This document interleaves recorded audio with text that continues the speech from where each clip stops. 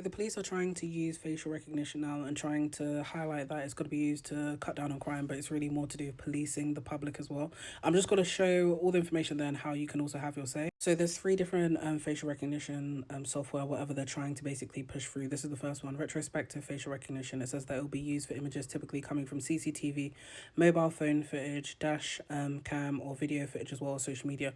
So for instance, if you have a Ring doorbell camera and a crime is committed outside, you have the option to say no, obviously, because we know that the police doesn't really necessarily protect anyone. We've seen that time and time again when people do give evidence anyway. The people or the person, the perpetrator, whoever it is that is being convicted, tends to go back anyway and beat up the people or do other type of damage to them because they know who is telling or quote unquote snitching on them.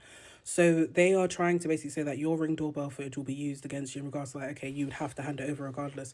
Instead of them doing the usual manipulation tactic where it's like, okay, you don't want to hand over your footage. How do we know that you're not associated with them? And out of a guilt trip thing, they'll be like, okay.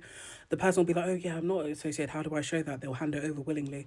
Even with your mobile phone footage. So, you know, when people are normally taking videos of crimes and stuff like that, they'll be able to gain access to that without you, obviously, what do you call it, giving your permission to do so as well. So it says here basically that, you know, it's used for a criminal investigation as well. So the images are then compared against images of people taken on arrest and to identify a suspect. We all know that facial recognition isn't really, it normally racially profiles people anyway though, in regards to like it's not accurate at all, but cool.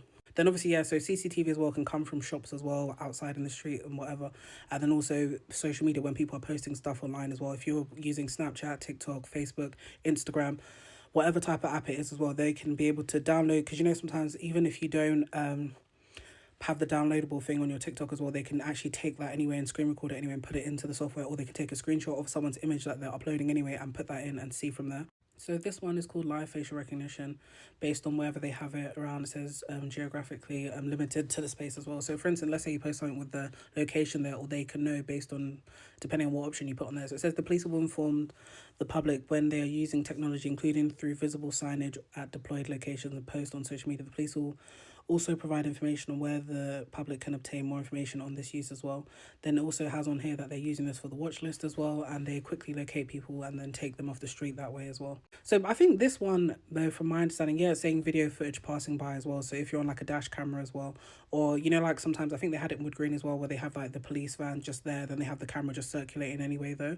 So I'm just thinking like, if they're really doing this, what's the point of the consultation? But at the same time, you still need to have your say in situations like this as well, so it doesn't go any further as well, and they can take them off the street. Because from my, obviously I'll go to the next one afterwards, but from my understanding as well, when they start doing stuff like this as well, obviously they're saying from social media anyway, and from when they have the cameras there. But I feel like when they start doing this, it's not far fetched to think that they'll now start doing the stop and search again. We all know that wasn't even working as well. That's just more racial profiling anyway, and more invasion of privacy. So this one was the real kicker for me. It's the operator initiated facial recognition, so OIFR.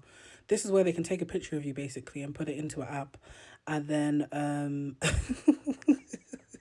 so this is why it's mad as well. So basically, they said here, for instance, this is the example that they give about someone going missing. This is the said real life example. We'll see how real that is.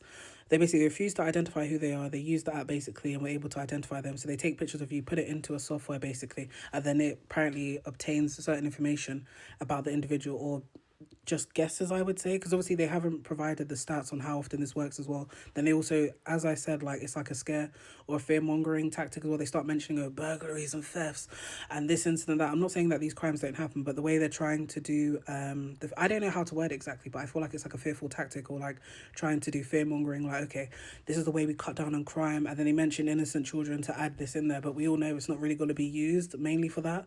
If I like, do you know what I mean? I just know, but yeah. Then obviously they say that you can have your say in regards to this situation. Obviously the deadline is, I think it's within, let's say 5 days, because the time I'm going to post this.